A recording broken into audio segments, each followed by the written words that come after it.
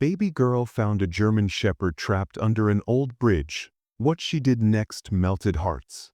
What if I told you there's a story so powerful, it'll make you question everything you thought you knew about the world?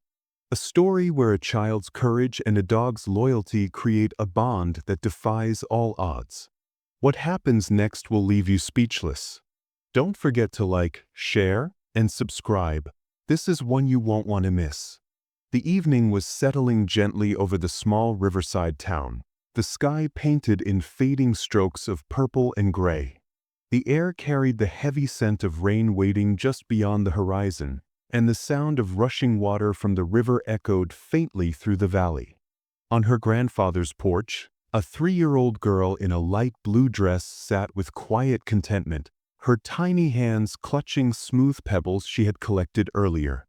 She stacked them into little towers, toppling them with giggles so soft they could barely be heard above the chirping of crickets. Her grandfather watched from the rocking chair, pipe resting unlit in his weathered hands, smiling at her innocent play. The world was calm, or so it seemed. But then, as the child reached for another pebble, she paused. Her head tilted slightly, eyes narrowing toward the sound of the river. A faint whimper, so delicate it almost dissolved into the water's roar, had reached her ears. At first, it was easy to dismiss. The town was used to the croaking of frogs, the cry of night birds, the odd echoes bouncing off the bridge's stone pillars. Yet the little girl shook her head. This wasn't a frog, nor the hum of the river. It was something different, something alive. Her lips parted, and though her words were few and clumsy, she tugged at her grandfather's sleeve with urgency. But he only patted her hand, whispering that she must be imagining it. "Just the river talking, sweetheart," he said gently, rocking in his chair. Yet the sound came again, sharper now, edged with pain. The girl's small heart pounded. Without waiting, she dropped her pebbles, toddling barefoot down the porch steps and across the damp grass. The path to the river was familiar, an old wooden trail that led to the bridge. Its timbers were warped and weary with age, groaning beneath the weight of years. Adults rarely went there anymore, but to a child it felt like adventure. She followed the cries, the faint whimpers carried by the wind, guiding her closer with every step. The river rushed beneath, brown from the storm upstream, carrying branches and scraps of debris. And there, half hidden in the shadows where mud clung thick and weeds grew wild, something moved. The little girl froze, her breath catching in her throat. Beneath the beams of the bridge, a German shepherd lay trapped, its body tangled in rotting fishing nets and wooden debris. Its fur was matted, soaked with mud, and its sides heaved with desperate breaths. The dog thrashed weakly, water splashing around him, each movement dragging him deeper into exhaustion. The sound of his whimpers filled the girl's ears now, no longer faint but heart-wrenchingly clear. She crouched, her tiny knees sinking into the damp earth. For a moment, her wide eyes brimmed with tears, her lips trembling. She was too small to help, too fragile in this vast, frightening moment. And yet, her heart spoke louder than fear. She reached out with both hands, palms pressed against the rough wood of the bridge's edge. Her voice, soft and uncertain, carried across the space between them. A whisper, no more than a child's murmur, "It's okay, it's okay." The shepherd froze mid-thrash, as though the words had slipped past the noise of the river and into his pain. His eyes, clouded yet pleading, lifted to meet hers. For the first time, he stopped struggling. For the first time, silence fell beneath the bridge, broken only by the river's endless rush. A fragile connection, born in the space between a child's innocence and an animal's suffering, tied them together in that dusky hour. It was the beginning of everything that would follow. The bridge stood like a ghost over the river, a remnant of another age. Its timbers, once strong enough to carry wagons of hay and the heavy boots of farmers heading into town, were now rotting and warped. Rust clung to the old nails like disease, and the railings leaned precariously over the churning water below. Few people crossed it anymore. Most preferred the newer stone road built just a mile upstream. The old bridge was left to weather and decay, its boards groaning whenever the wind pressed too hard against it. It had become part of the landscape, a forgotten skeleton of wood stretching across the restless river. But on this dusky evening, the bridge held a terrible secret. Beneath its beams, half buried in mud and wrapped cruelly in fishing line, a German shepherd lay trapped, his body caught as if the bridge itself had turned into a prison. His sides rose and fell in shallow, desperate breaths. He whimpered, the sound thin and ragged, lost most of the time in the river's roar. The only one who heard him clearly was a child. The little girl in her light blue dress had been the first to notice. She had crouched at the edge of the bridge, her tiny hands gripping the splintered railing as she peered into the shadows. And when she saw the glint of two frightened eyes staring back, she gasped, a sound so sharp it startled the birds from the nearby trees. Her heart thudded in her chest, and she stumbled back from the edge, turning on her small feet. She ran. Pebbles scattered under her steps as she hurried along the dirt path leading home, her doll forgotten on the porch. Her grandfather sat where he always did in the evenings, a man with hair silver as moonlight and hands roughened by years of building boats for the river folk. He was the kind of man people turned to when storms destroyed docks or when fishing boats split against the rocks. Now retired, his strength had slowed, but his presence carried the weight of wisdom. When his granddaughter tugged at his trousers, her face pale and streaked with fear, he set his pipe aside at once. "What is it, sweetheart?" he asked gently. But she couldn't form the words. She only pointed, her arm trembling in the direction of the old bridge. The urgency in her eyes told him enough. He rose from his chair, joints stiff but spirit alert, and followed where she led. By the time they reached the bridge, the river had darkened into a menacing swirl beneath the beams. The grandfather leaned over the railing, squinting into the gloom. And then he saw it. The shepherd was wedged between two broken planks, his body matted with river mud, tangled in a cruel mess of fishing wire that bit into his fur. Every breath seemed to cost him pain. Every twitch against the cords left new scrapes along his body. The old man's heart sank, and his weathered hand gripped the railing until his knuckles whitened. "Dear Lord," he whispered, "how long has he been down there?" The thought chilled him. The nets, half rotten themselves, had likely drifted here after the last storm. And in some cruel twist of fate, the dog had been caught and dragged beneath the beams, hidden from anyone who might have noticed. Days, perhaps, he had been down there. Days of hunger, thirst, and the gnawing fear of being alone in the dark. The little girl did not hesitate. She knelt near a gap in the planks, lowering her small hand between them until her fingertips brushed against the shepherd's muddy paw. The dog flinched at first, then stilled, his body shuddering as though he was too weak to resist. Slowly, with a whimper that trembled like a sob, he pressed back against her touch. For the first time since his nightmare began, he was not alone. The grandfather's chest tightened at the sight. There was something sacred about the way the child's innocence broke through the animal's terror. He knew, with a kind of unshakable certainty, that this was no feral beast. This was a creature longing for kindness, clinging to the faintest touch of hope. The girl looked up at him, her cheeks wet with tears, as if begging him without words, "Please save him." He nodded, voice firm though his throat felt tight. "We will, little one. We'll not leave him there." Her cries, carried on the evening air, began to draw attention. Doors creaked open. Lamps flickered to life across the street. One by one, neighbors emerged, following the sound until they, too, stood at the edge of the old bridge. Whispers spread through the gathering crowd, shock at the sight of the dog pinned beneath the beams, tangled in cruel wire and mud. "How long has he been there?" someone murmured.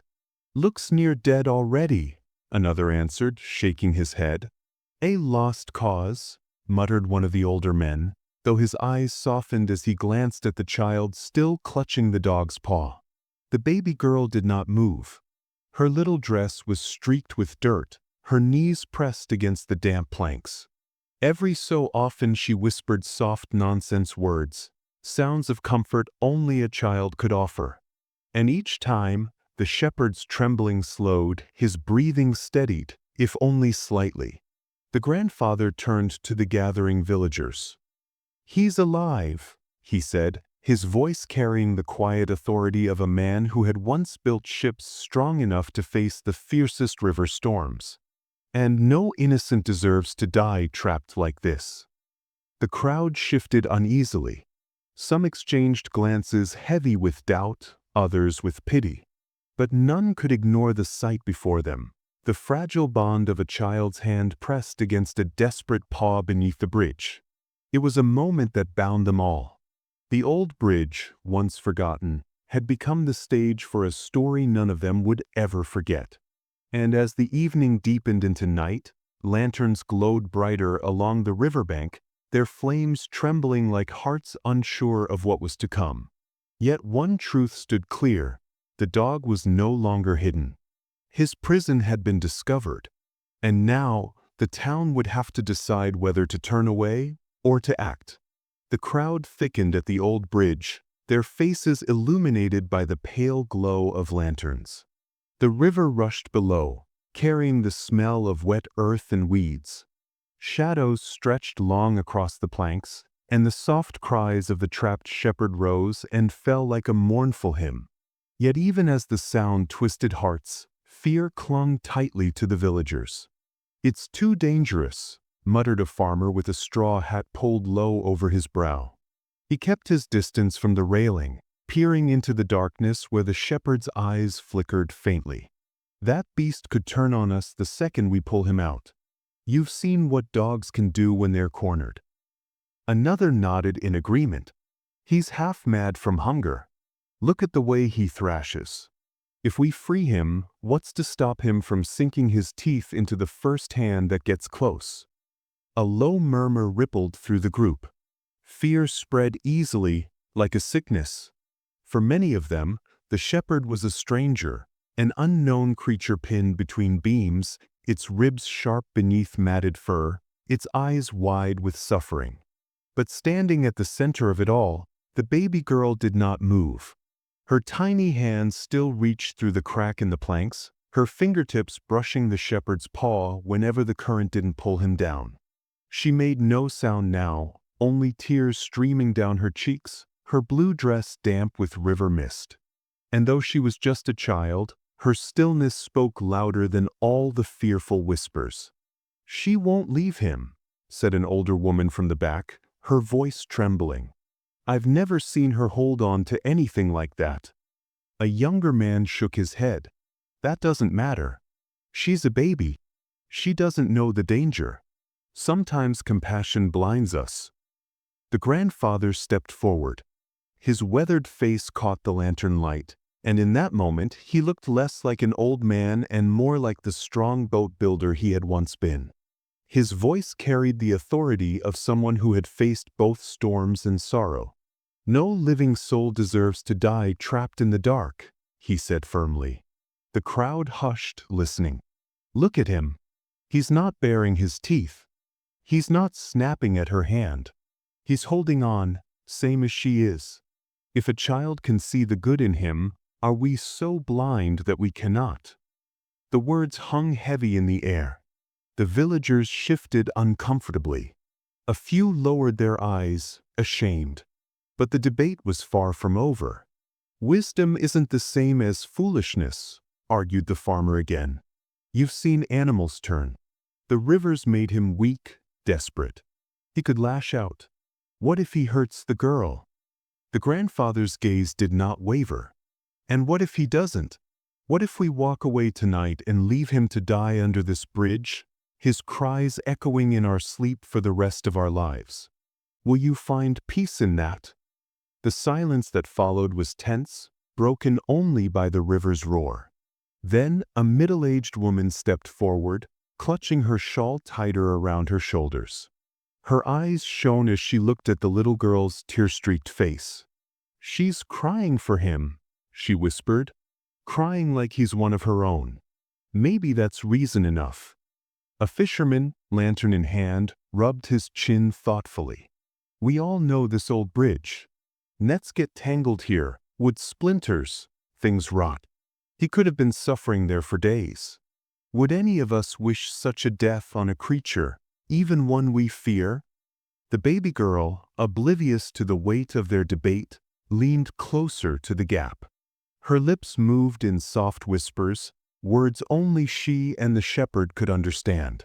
And for the first time, the frantic thrashing beneath the planks slowed.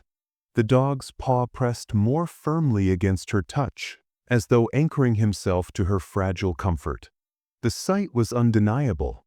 Even the skeptics, the ones whose voices had rung sharp with warnings, faltered. They saw not a wild beast but a soul desperate for mercy, calmed only by the smallest, gentlest heart among them. "Lord, have mercy," murmured one of the elders, removing his hat. "She's the only thing keeping him alive." The shift was subtle at first, but it grew stronger with every passing second. Fear gave way to unease, unease to compassion, and compassion to resolve. One by one, villagers began to nod, their eyes reflecting something softer than before. Finally, the grandfather raised his lantern high. "We do this carefully," he declared, "with ropes, with tools. No one acts rashly. But we do it. We free him." The words were not a suggestion but a command. And though not everyone agreed, no one dared argue further. The baby girl's quiet tears had already made the decision for them. "Bring the ropes from the boats," the fisherman called. "And lanterns, plenty of them. We'll need light under the beams." "Pry bars," added another. "The nails are rusted. We'll have to wedge the planks apart." Men hurried off to gather tools, their footsteps echoing down the riverbank paths. Women lit more lanterns, their flames glowing like stars along the bridge.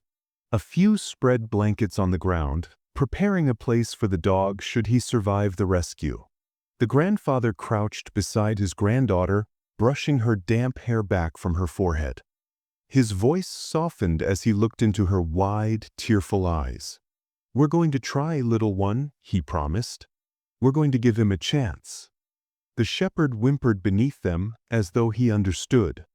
His breaths were shallow, his strength waning, but in the circle of lantern light and the warmth of a child's touch, he found enough to endure. The bridge that had once been a forgotten ruin was alive again, trembling not just from the river below but from the beating hearts of an entire town gathered above.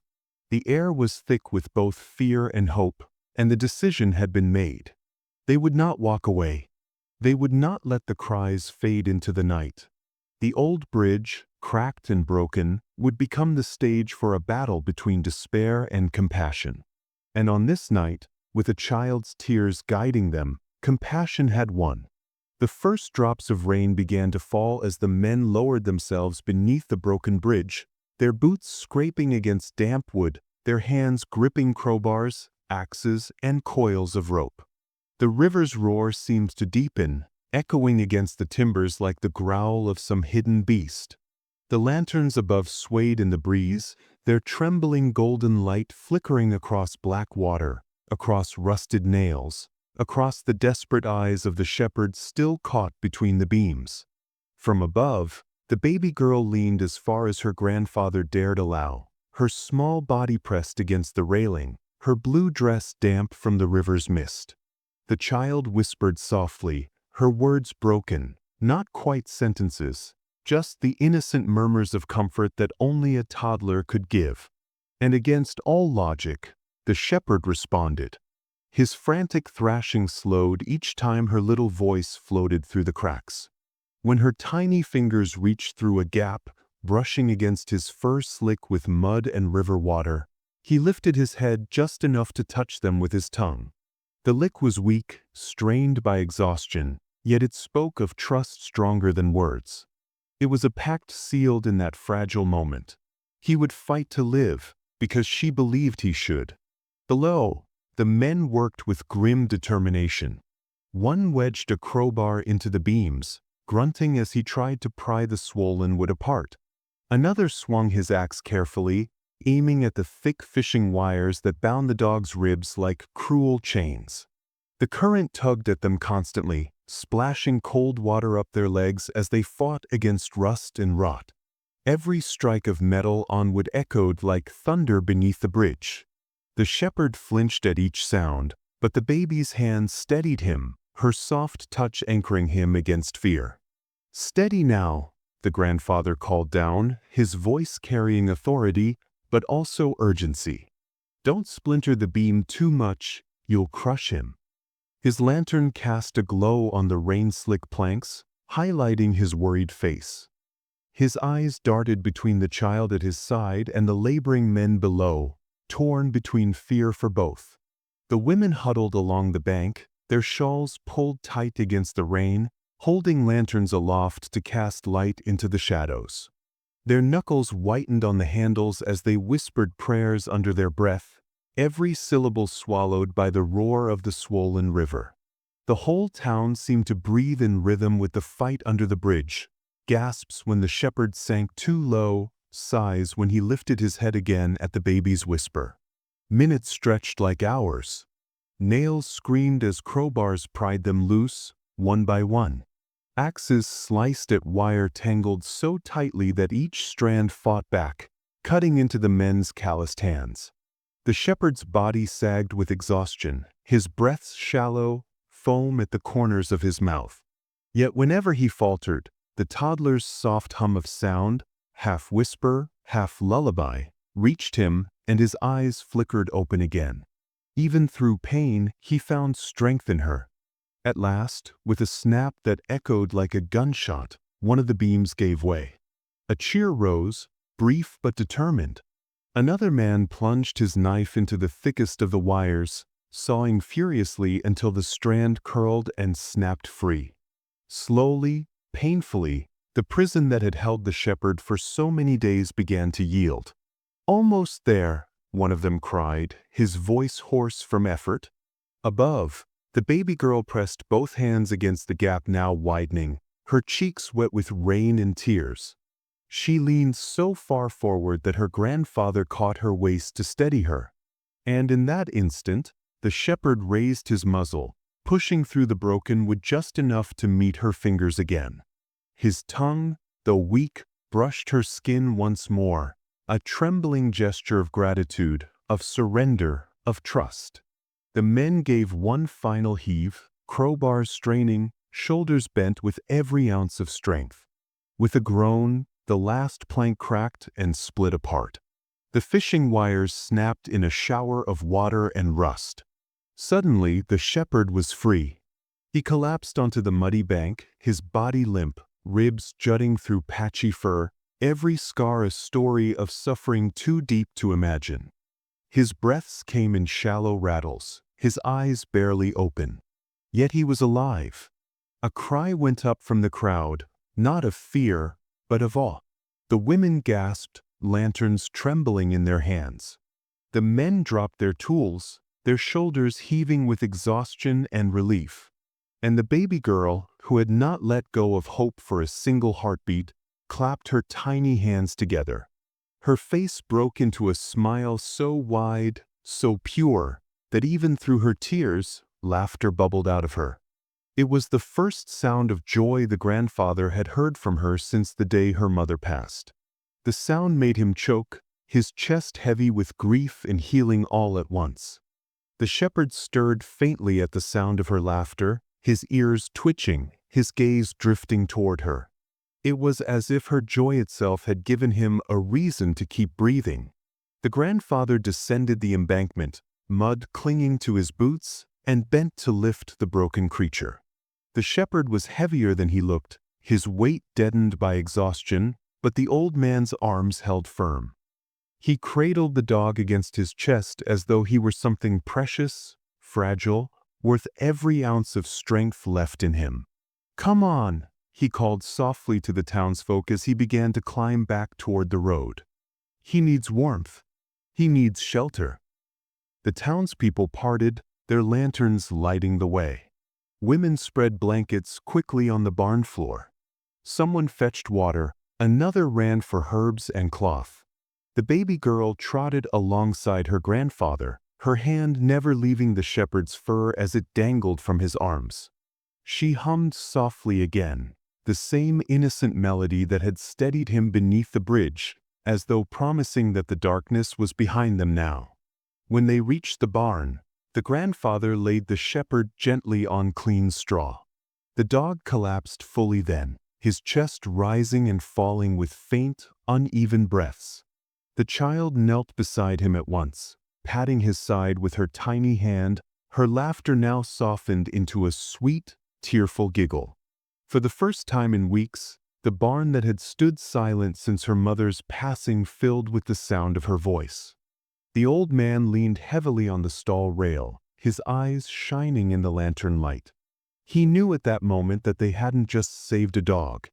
Something else had been rescued that night, a fragile, broken joy in a little girl's heart, brought back to life by the simple act of compassion. The rain eased by morning, leaving the riverside town washed in gray light, the air heavy with damp earth and the scent of straw drifting from the barn. Inside, lanterns glowed dimly, casting a soft haze over the figure lying on the bed of hay. The German shepherd, freed from his wooden prison beneath the bridge, now rested in fragile stillness. His ribs rose and fell shallowly, his fur matted with mud, his body trembling in exhaustion. Around him, the villagers whispered, their voices low as though they stood in the presence of something sacred. The local veterinarian, Dr. Miller, knelt at his side. His hands, calloused yet gentle, moved carefully across the shepherd's body. He had treated countless animals in his decades of practice, but something about this one felt different. The marks on the dog's body told stories darker than words could capture. Faint rope burns still circled his neck, scars that ran deep across his back and legs, and bruises beneath the fur from wounds long healed but never forgotten. When Miller pressed his stethoscope to the shepherd's chest, he frowned. Malnourished. And he's been through years of hardship. It's a miracle he's alive at all. The villagers murmured uneasily. Some turned away, unable to bear the sight of such suffering. But at the front, kneeling close enough to touch his paw, was the little girl in her light blue dress. Her grandfather crouched beside her, his weathered hand on her shoulder, steadying her as she leaned toward the dog. She whispered softly, words no one else could hear. At the sound of her voice, the shepherd's ears twitched, and his breathing eased, as though her innocence alone carried the power to calm him. It was then that an old villager, Mr. Hawkins, shuffled forward, his cane tapping against the barn floor. His eyes squinted, not from age alone but from recognition. He leaned heavily on the stall rail and whispered, "I know that dog." All eyes turned to him. "Years ago, before the flood took the riverbank homes," Hawkins said, his voice quivering, "there was a fisherman's family. They had 2 children, lively as sparrows, always playing by the water. And a dog, this very dog. He guarded them day and night. I remember how he'd stand at the bridge, tail wagging, waiting for the children to come home from school." Hawkins paused, emotion thickening his throat. When the great flood swept through, the family vanished. People thought the dog perished with them. Gasps rippled across the barn. To many, the shepherd was no longer just a stray rescued by chance.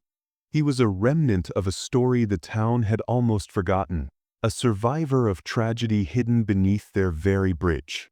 The bridge, once a lifeline connecting families and livelihoods, now crumbled with age and rot, mirrored his fate. Something that once stood proud and strong, left broken, abandoned, and half buried in the mud. Dr. Miller sat back on his heels, shaking his head slowly. "He's been wandering ever since, carrying the weight of a past he can't escape. Look at these scars. They aren't all from the bridge.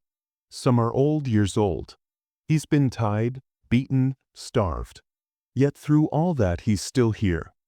The little girl pressed her tiny palm against the shepherd's side, her doll forgotten in the straw beside her. Her eyes, round and unblinking, locked onto his face. She whispered again, her voice a feather in the still barn. "It's okay. You're safe now." The shepherd stirred faintly. His head shifted, his muzzle brushing the hay. His body was too weak to rise, but his eyes flickered open, and for a fleeting moment, they met hers. Something passed between them, something unspoken, deeper than words. The child did not flinch. She leaned closer, her cheek almost resting against his wet fur, as if to share her warmth with him. Villagers stood in silence, watching this fragile communion unfold. The grandfather's throat tightened, tears pricking the corners of his eyes. His granddaughter, who had been so quiet since the day her mother's voice was lost to the grave, now found her own voice not in laughter or song, but in comfort for a wounded soul. Dr. Miller poured a bowl of water, sliding it close to the shepherd's nose. The dog sniffed faintly but turned away, his strength too depleted. A neighbor brought bread softened in milk, but again he refused, his head heavy, his body unwilling. The whispers grew anxious. "He's too far gone," someone murmured. "Maybe he won't make it." But then the little girl did something simple yet extraordinary. She dipped her small hands into the water, scooping just enough to pool in her palms, and lifted them toward the shepherd. Her fingers trembled, drops spilling onto the straw, but she held them steady. "Here," she whispered. "Please." The dog's eyes softened. With effort that seemed impossible moments before, his tongue reached out and lapped the water from her tiny hands. A hush fell over the barn.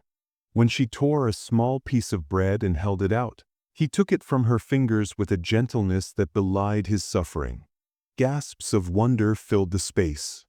Hardened men, who moments earlier had argued against saving him, wiped their eyes. Women pressed hands to their hearts. Even Dr. Miller, a man of science who had seen miracles explained away by medicine, bowed his head. It was not the water alone that revived him, nor the bread. It was her touch, her innocence, her unwavering belief that he deserved to live. The grandfather whispered, voice thick with pride and awe, "Sometimes the smallest hands carry the greatest strength." The shepherd shifted then, his head resting against the child's lap as though declaring his choice. No chain, no command, no voice of authority had ever bound him as surely as the presence of that little girl. For the villagers, the symbolism was undeniable. The bridge where he had been found, a relic of the past, rotting and broken, was not the end of his story, and neither were the scars carved into his flesh. With every whisper of comfort, with every gentle touch of the girl's hand, something new was being written, a bond that rose from pain, a second chance born not from strength but from compassion. And so, while the rain drizzled softly against the barn roof, the town bore witness to a forgotten life echoing back into the present. A dog once believed lost to the flood had been found again, and in the innocence of a child's heart, he discovered a reason to keep living. The barn became a sanctuary not just for the German shepherd but for the little girl too. Each dawn that broke over the river carried with it a promise of healing, though it came slowly, step by fragile step. At first, the shepherd hardly moved. His breaths were shallow, his body frail as though every moment was a test of survival. But in the quiet of the mornings, before the villagers stirred, the toddler would slip into the barn in her blue dress, carrying with her the softness of innocence. She would kneel beside him, whispering stories no one else could hear, her tiny fingers brushing through his tangled fur. And though his eyes often remained closed, his tail would twitch faintly, like the smallest sign of gratitude that only she could draw from him. One evening, as a chill swept in from the river, the little girl dragged her own blanket across the floorboards, the faded fabric trailing behind her like a cape. She covered the shepherd's body with it, patting it down gently with her small hands. The dog's ears flickered, and when his tired eyes opened, they landed first on her. For the first time, he shifted his head enough to nuzzle against her arm, a gesture so tender it brought tears to her grandfather's eyes as he watched quietly from the doorway. The days grew into a rhythm of care and patience. The toddler began sharing bits of her bread with him at mealtimes. Sometimes she would sneak small pieces of fruit or cheese from the kitchen, giggling when her grandfather pretended not to notice. The shepherd would take each offering from her hand with unshakable gentleness, as though he understood the value of every crumb she offered. Her doll, once her only source of comfort, now became something she shared with him too. She would place it beside his paws, whispering secrets into both their ears, then laugh as though the shepherd had whispered something back. And then, one afternoon by the riverbank, it happened. Her laughter returned. It was light, unrestrained, bubbling from deep within her chest as the shepherd, wobbling on his unsteady legs, tried to chase the ripples she made by throwing pebbles into the current. He stumbled often, his body still weak, but when he shook the water from his fur and sneezed, the little girl laughed so hard she clapped her hands. Her grandfather, watching from the porch, froze at the sound. For weeks, since the loss of her mother, the child's laughter had been a memory he feared was gone forever. Now, here it was again, bright, unbroken, echoing across the riverbank as if nature itself rejoiced. Tears filled the old man's eyes as he whispered a silent prayer of thanks. The transformation touched not just the family but the entire town. News of the shepherd's rescue and the child's healing bond with him spread quickly, traveling from one neighbor to another until the story was spoken in hushed awe at the market, in the church, and across fields where farmers worked. The townspeople began to bring offerings of their own. One neighbor arrived with sacks of grain for the grandfather and meat scraps for the shepherd. Another came with clean bedding, laying fresh hay and blankets in the barn so the dog could rest in comfort. Mothers brought jars of homemade broth and warm bread, and children shyly brought small trinkets, wooden carvings, ribbons, pebbles polished by the river, to leave near the dog as gifts. Slowly, the shepherd grew stronger. His ribs, once so visible, began to hide beneath new muscle. His coat, with time and care, regained some of its sheen. But what struck the villagers most was not his recovery of body, but of spirit. He followed the little girl everywhere, through the meadow, along the porch, even lying outside her bedroom door at night like a silent sentinel. Wherever she was, he was, never letting her wander out of his sight. When she tripped, he steadied her with a gentle nudge. When she cried, he pressed his head into her lap until her sobs faded. The villagers began calling him the guardian of the bridge. To them, he was more than a stray rescued from decay. He was living proof of resilience, of loyalty that refused to fade even after tragedy. He had been found beneath the broken bridge, imprisoned by debris, yet had risen again to stand as a protector for the child who had freed him. And as word spread to nearby towns, strangers began to visit. Some came out of curiosity, others seeking hope. They would stand quietly near the barn, watching the little girl with her guardian, and leave with softened hearts.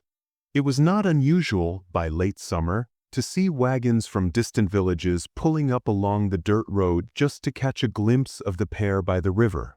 Travelers spoke of the story as though it were a parable. A child, no older than 3, who had heard the cries no one else could hear. A dog who had survived the cruelty of fate, and the bond between them that mended not just wounds of flesh, but wounds of spirit. One evening, as the sunset painted the river gold, the little girl sat on the porch with the shepherd at her side.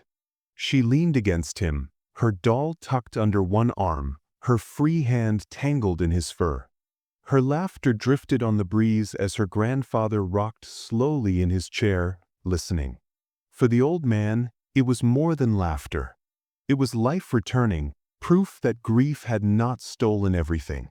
The shepherd, too, seemed to smile in his own way, his chest rising and falling in calm rhythm, content at last.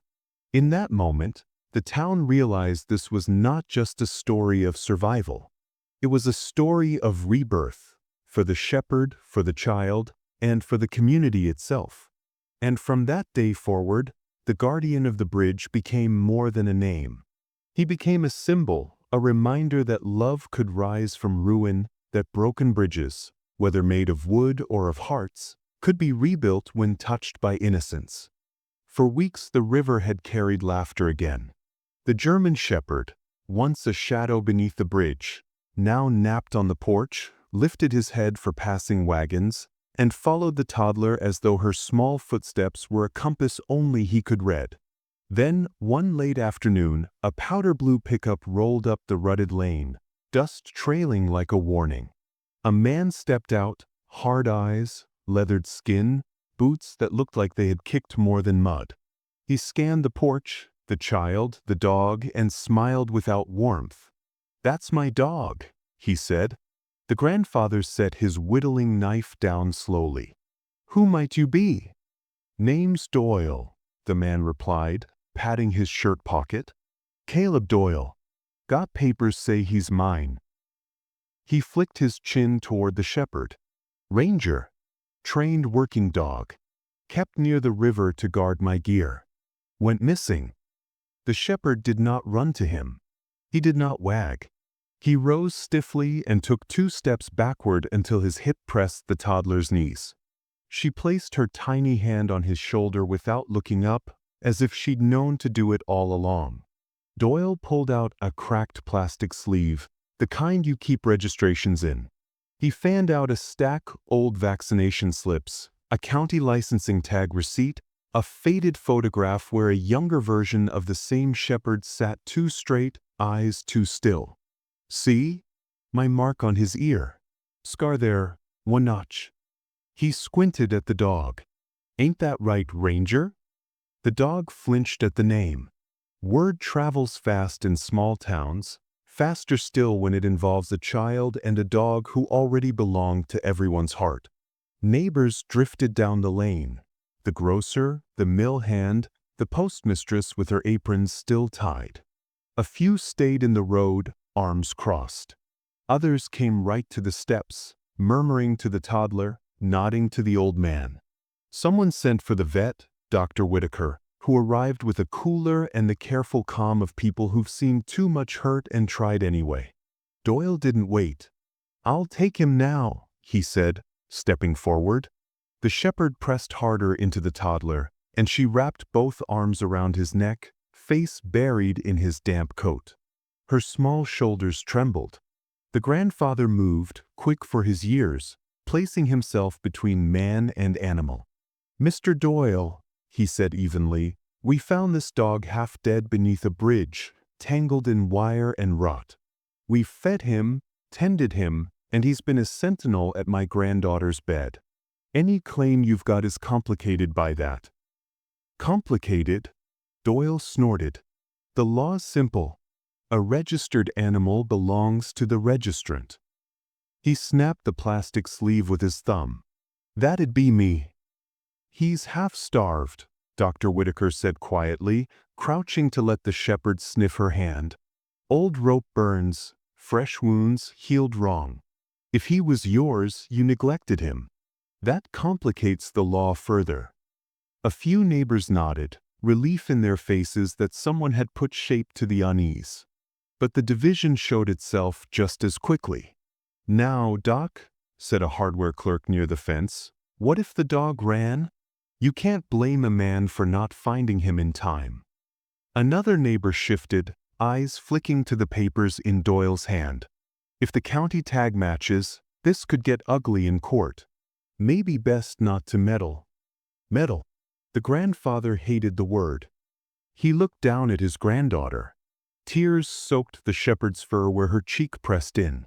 Her breath hitched the way a child's does when a sob is caught on the way out.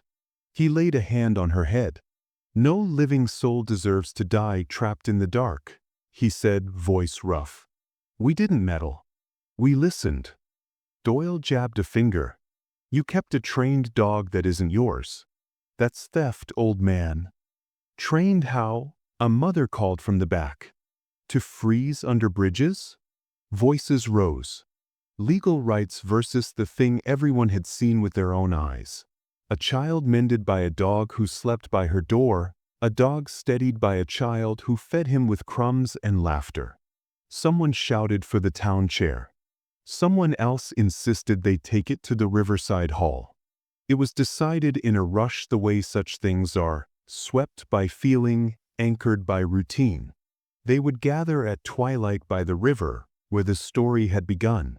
Lanterns bloomed along the bank as daylight sagged. The old bridge hunched above, ribs of wood and iron against a bruised sky. The toddler sat on a blanket in her blue dress, the shepherd's head in her lap. She had not let go all afternoon. The grandfather stood near her, palms folded over the top of his cane. Doyle planted himself center, papers raised like a flag. "This is a working animal with proof of ownership. Whatever sob story you've been telling yourselves, don't change that." The town chair cleared his throat, a man whose life had been led with more fence posts than fights. "Ownership matters," he said, eyeing the papers. "But so does care. We know what we found under that bridge. We know what we've seen since." "I trained him," Doyle answered. "That fear you see? That's vigilance. That thinness? The river keeps a dog lean. He was tied for training, not cruelty." "Healed scars aren't training," Dr. Whitaker said. "They're history." She lifted a file folder of her own, exam notes, cell phone photos of lesions and the wire embedded near the hock. "If the law's simple, so is this. Unfit stewardship forfeits are right." A few people shifted sides with that. You could feel it. But not all. Law can be a comfort when you're scared of your own heart. The toddler made no argument. She didn't know papers or policy. She knew the weight of a head that had become her anchor. She leaned down and whispered into the shepherd's ear. The dog's eyes, which had learned every shape of this river, from sunlight to storm, lifted to hers. Doyle's voice cut again. "Ranger, come." The shepherd flinched. It was instinct, not choice. He looked at the man, then at the girl. Something flickered across his face, an old pattern cracking. He pushed himself upright, favoring his left side, and limped forward, not to Doyle, but into the open space between them where the town's breath seemed to pause. He turned, slow as a prayer. He found the toddler again, the hem of her dress brushing the grass. And then, in a movement so simple it split the evening wide open, he placed his paw in her lap and lowered his head, eyes closing as though he had finally come to rest. No one spoke first, not even the river. Then the sound came, a single gasp from somewhere near the lanterns, a mother or a farmer or the postmistress, it didn't matter. The first sound made it easier for the second, and then the third. The town exhaled what it had been holding since the bridge. The chair stood straighter. "We'll do this by vote," he said, voice steady. "Hands up if the shepherd stays with the child and her grandfather until a court rules otherwise, or forever if the court won't look." An odd motion, but a firm one, a way to declare where the town's spine lived. Hands rose like a tide. Rough hands, ink-stained hands, hands that had built boats and baked bread and delivered mail through winter storms. Even some who had argued the other way let their palms lift, eyes wet, faces set. The chair counted, nodded, and didn't bother to ask for the no's. "It's decided," he said. Doyle's mouth twisted. "You think a show of hands beats the law?" "No," the chair replied. "We think our hands are the law we live by until the other one catches up." He gestured to the road. "You take your papers to the county if you like. We'll be here." Doyle stared at the pair on the blanket, the little girl's cheeks streaked with tears, the shepherd's paw still resting in her lap. And for a moment something like uncertainty crossed his face. Then the hardness returned. He stuffed the papers back into the sleeve, spat near the grass, and stalked toward his truck. "Ain't over," he growled. "Maybe not," the grandfather said. "But it's right." The truck coughed to life and rattled away, tail lights swallowed by the lane. People stayed a long while, longer than necessary, lamps glowing against the river's skin. They came one by one, not to speak but to touch, lightly, the shepherd's shoulder, the child's hair, the old man's hand. Not congratulations. Communion. When the last lanterns winked out and the bank returned to cricket song and current, the grandfather lifted the toddler, blanket and all, and the shepherd rose to follow, step for step. Halfway to the porch, the child's small voice, hoarse from crying, found a whisper, "Home." The dog's ear twitched.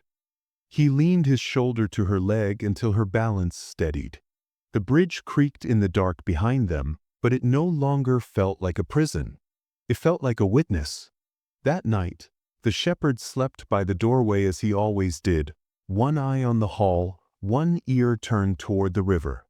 Outside, wind moved the cottonwoods in a hush. Inside, the little girl's breaths came even and sure. The town had chosen, the dog had too. And in the space where fear and law had wrestled, something older had prevailed, the quiet knowledge of where a loyal heart belongs. Sometimes it is not thunder or storms that we need to fear, but the silence of suffering unheard. For days, perhaps weeks, the German shepherd's cries had been swallowed by the rush of the river, dismissed as echoes of frogs, wind, or water. No one listened, no one except a child too young to doubt the sound of pain. Her innocence pierced through what grown hearts had ignored, and in doing so, she rewrote the fate of a life that would have slipped quietly away beneath the bridge.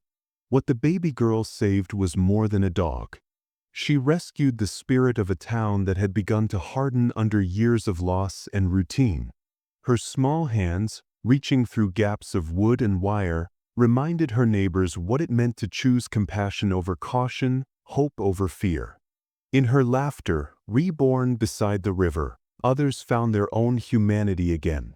The shepherd, once broken and discarded, became more than a survivor. He became the riverside town's emblem of loyalty, of endurance against impossible odds, of second chances that arrive in the most unlikely of forms. He was no longer just a dog beneath a bridge. He was the guardian of the river, standing as a living reminder that love can be rescued even from silence. And so the story lingers in every heart that witnessed it. A child who listened, a dog who chose loyalty, a town that remembered how to weep and in those tears found strength again. If this story touched your heart, share it with someone who still believes loyalty never fades.